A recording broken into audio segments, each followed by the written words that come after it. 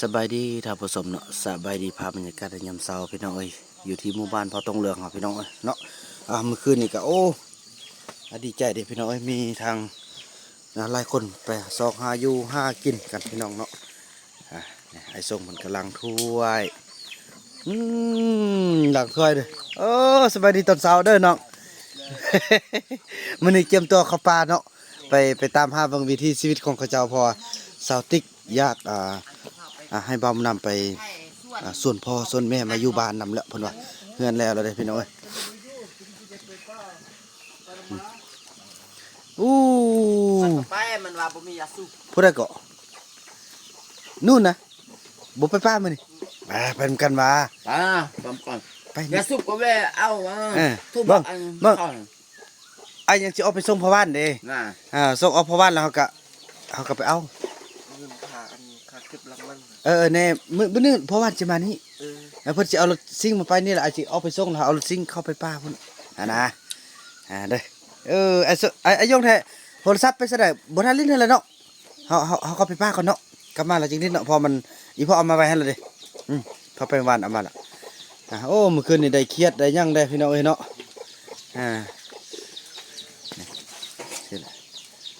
เคยเฮาก็ไปเก็บมะเขือมาเฮ็ดป่นเนาะพี่น้องเนาะเฮ็ดป่นโถนี่ภาพบรรยากาศเทว่า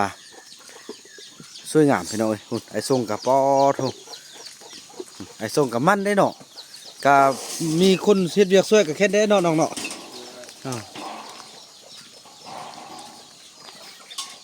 นี่พี่น้องโอ้ถู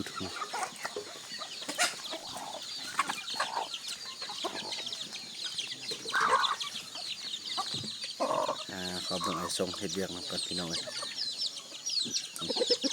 มาเบิ่งการจัดงานของเขาเจ้านี่โอ้สุดยอดแล้วเด้อถือว่าฮู้จักเวียกแล้วไอ้ส่งก็แม่นฮู้จักล้างถ้วยเนาะเคยกะเก็บมะเขือจุดนั้นกะดังไฟนึ่งข้าวไอ้เฟืองกันนึ่งข้าวช่วยเป็นภาพบรรยากาศที่ดีพี่น้องเอ้ยเนาะ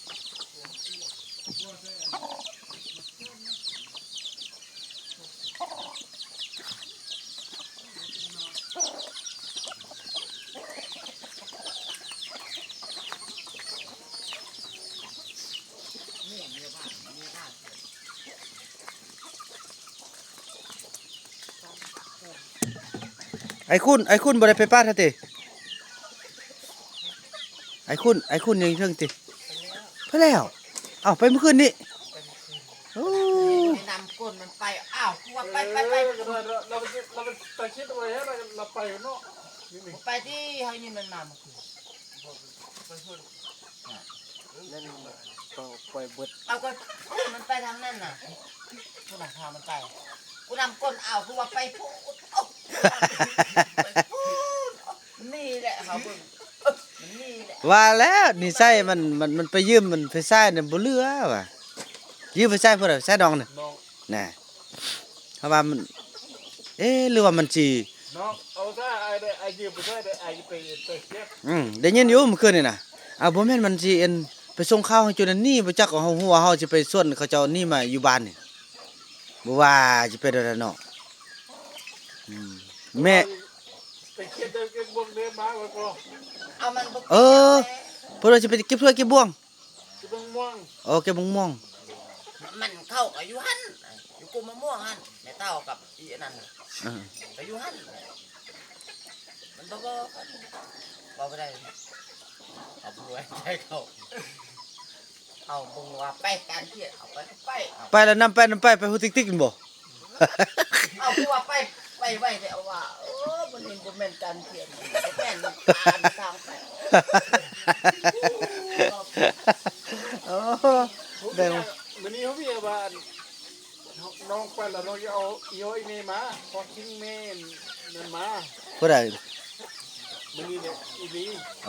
แม่นน่ะล่มกันพอมันอีติ๊กหันอีติ๊กว่าเนื้อได้กระยามันเฮือนแล้วอยากเอาพ่อแม่มาอยู่นำอยู่ผู้เดียวมันเงาสันเพิ่นว่าก็ดีเด้เนาะส่วนเข้ามาน้องดีใจน้องให้กินจังเฮ็ดว่าซั่นพ่อแม่บ่มาน้องบ่จะเฮ็ดกินกันนี่บ่เห็นเพิ่นว่าไปมื้อค่ำ โอ้ยว่าตายว่ะเออ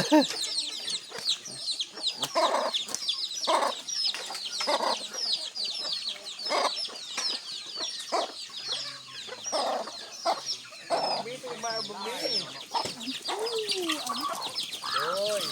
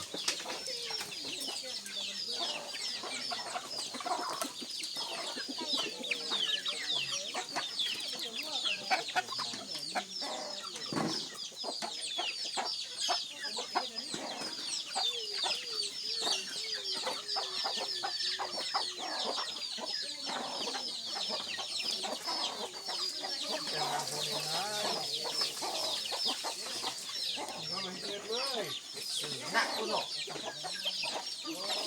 เขาว่ามันไม่เข้าเนี่ยเป็นแบบ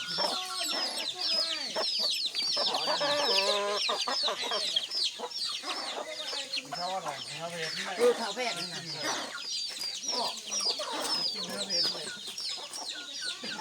ปลาเนี่ยปลาแล้วเขามันกินตัดมือหนึ่ง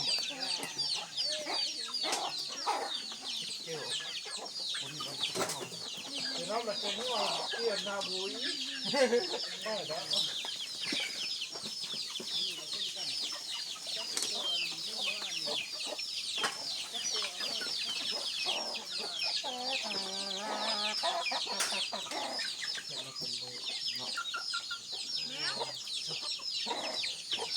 เขาแกะ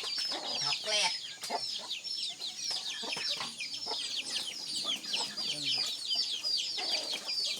เขาแกะ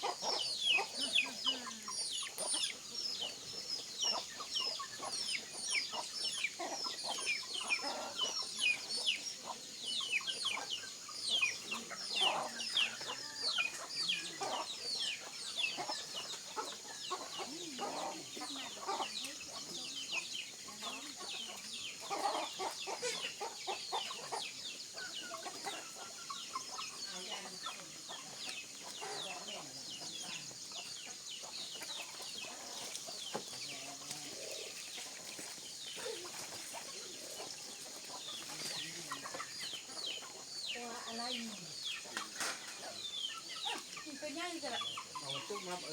ตัวน้อยเอาไปเอาตุ้มมามันนักตุ้มมาอ่างแล้วเอาไปเอาน้องไปเอาอันนั้นนี่อันเอาฟักเด้อคว้าเสื้ออันนั้นดีปักคักคว้าเสื้อเครือคว้าเสื้อยอ งินมาดิบหรือว่าอันเงินมาเฮ็ดเนี่ยมันคักขนาดอีนั่งอยู่เดี๋ยวไอ้กินดิอยู่ดีๆลูก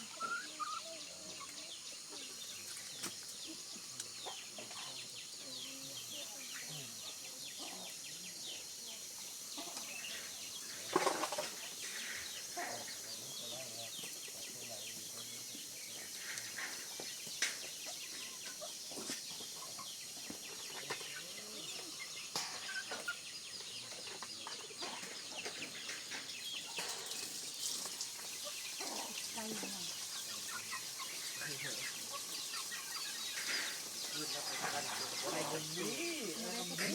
มันรีบเบิดไม่ใช่ดิบขึ้นมา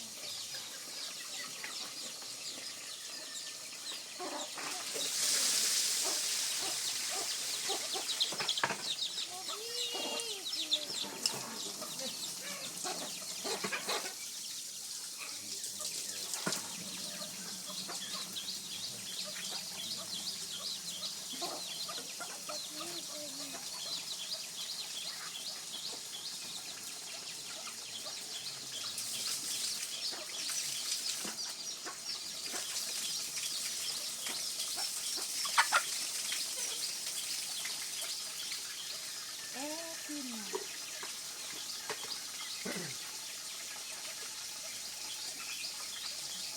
บอยทุกคนชุดนี้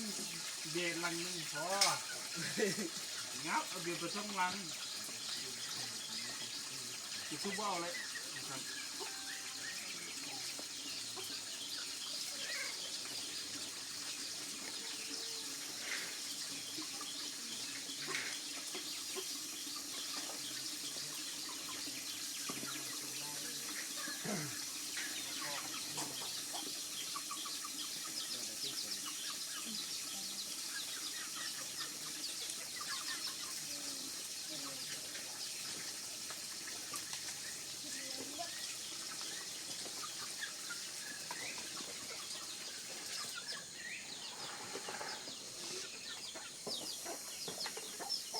เป็นหม้อหางเอานี่เป็นบางหม้อ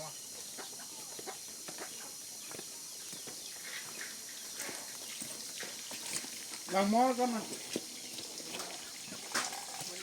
ล้างหม้อไม่กินก่อน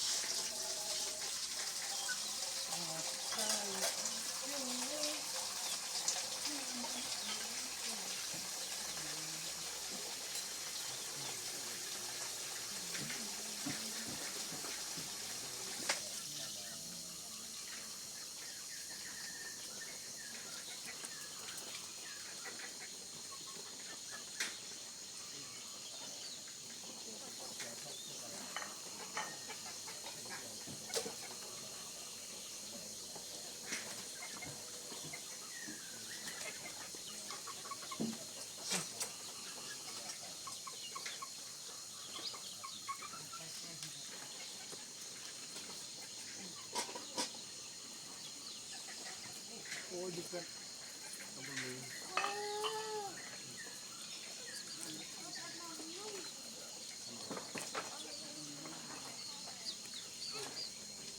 มันก็ทำเลย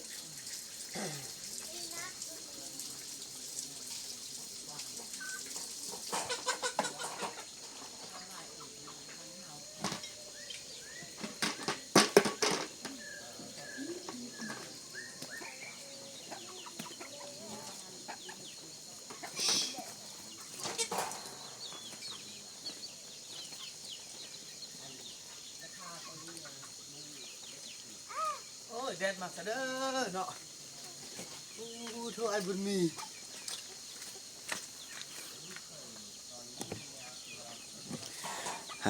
พี่น้องเอ้ยเนาะตอนนี้ก็โอ้ไอ้ทรงกับไอ้ยงก็ถือว่าเขากันดีเลยพี่น้องเอ้ยเนาะนี่หลังถ้วยมันบอกโอ้สั่งปักสั่งวาวเลยเด้เดี๋ยวนี้ตะกี้น่ะอ้ายอยู่เนาะเดี๋ยวนี้เนี่ยสั่งวาวแล้วเดี๋ยวนี้นะหลังถ้วยเด้อคนน่ะนี่แสดงมื้อนี้ใครเข้าบ้านมาเนี่ยเข้าเด้อเนาะเข้าไปกับมื้อแรงเด้พอดีมีเสี่ยวมายามเด้พี่น้องเอ้ยเนาะเพิ่นก็มาแต่นครหลวงเวียงจันทน์พี่น้องเอ้ยเดินทางมาแต่เมื่อวานนี้เพิ่นก็มานอนนี่คืนนึงละพี่น้องเนาะส่วนรายละเอียดในการเดินทางเกี่ยมทางซองใหญ่พี่น้องในการระดมของซาลีของซาติกซาติกกับซาลีเป็นห่วงเพิ่นอยากให้แม่มาอยู่นำเพราะงั้นก็ใกล้จะเสร็จสิ้นกันแล้วเด้พี่น้องเอ้ยเนาะทางนั้นก็แม่นเฮ็ดเวียกเฮ็ดงานยังต่างกันน่าจะโอเคละ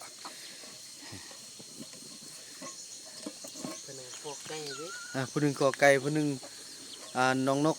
จีแจเมืองดาจีเมืองดาไปตำเจียวเบานูนอบ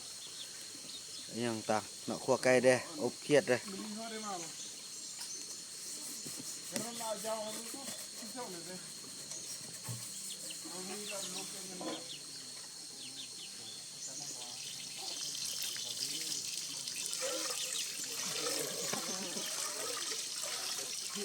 อันเคย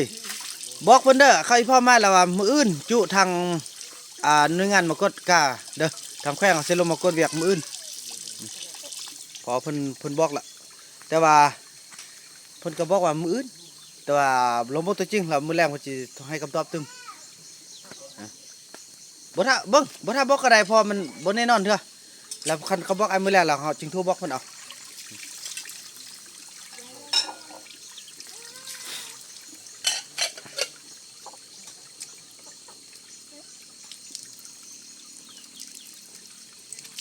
กะบ่นักเนาะน้องเวียกเฮ็ดซำนี้เนาะขอเฮ็ดเข้าไปคือเซากับเฮ็ดอยู่เฮือนเนาะซื่อเนาะ เฮ็ดเพื่อปากเพื่อท้องเฮาซื่อๆโอ้ยดีใจพี่น้องเอ้ยดีใจไอ้ทรงก็เริ่มลึงละเริ่มฮู้จักเวียกละ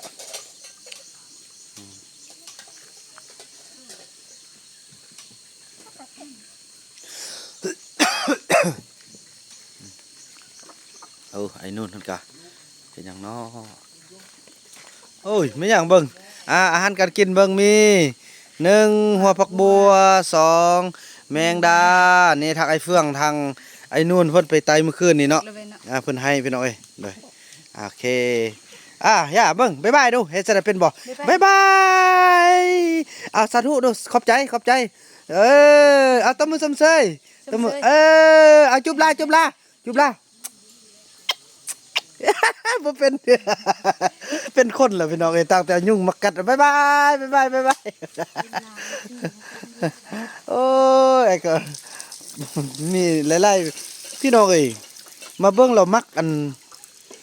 กินมักมีพี่น้องหรือว่ามักขนุนพี่น้องเอ้ยโอ้เป็นอาหารที่เพิ่นมักที่สุดเลยอันอื่นนี่บ่มักเลยมักแต่มักขนุนไอ้ทรงเฮากะโอ้เนาะนี่น้องไปปิดน้ำหาไอ้เด้อจะได้สักเครื่องบ่ทันนั้น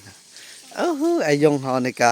ค่าโทรศัพท์มา3-4 มือแล้วเด้พี่น้องเอ้ยเนาะ ช่วงเข้าโรงเรียนเด้นี่ช่วงดัดสร้างกันพี่น้องเอ้ยเนาะโอ้ฝนนี่ออกมาอีกแล้วนี่นั่นแหละก็จะต้องได้เดินทางให้ได้เพราะว่าตามจุดประสงค์ของสาวติ๊กและสาวลีพี่น้องเอ้ยอยากได้แม่จะได้พ่อมาอยู่นำเพราะว่าเฮือนกันแล้วเนาะให้เขาเจ้าได้มาคบหน้าคบตากัน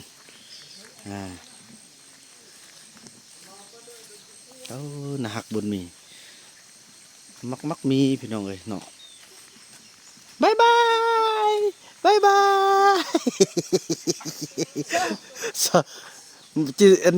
จีให้ทุกคนได้เบิ่งเท่านึงมีอันนึงผู้เฒ่าเสียมือขัดลักย่างก้องก็พี่น้องกันเนาะก็เลยสร้างบ๊ายบายเด้มันสิว่าเนี่ยบ๊ายบายตลอดนี่ไปร้อนบ๊ายบายอยู่เบื้องนี้ ย่อเบิ่งสายลูกบ่ได้ติเบิ่งขวดเอาบ๊ายบายสบายดีเฮ็ดซะเด้อสบายดีเอ้ยสมใจสมใจสมใจตบมือสมใจ เคยเฮ็ดนี้ลูก ตบมือสมใจเอ้ยโอเค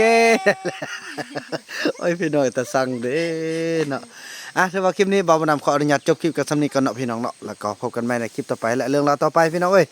คลิปนี้บ่าวบ่นำขอกล่าวคำว่าสบายดี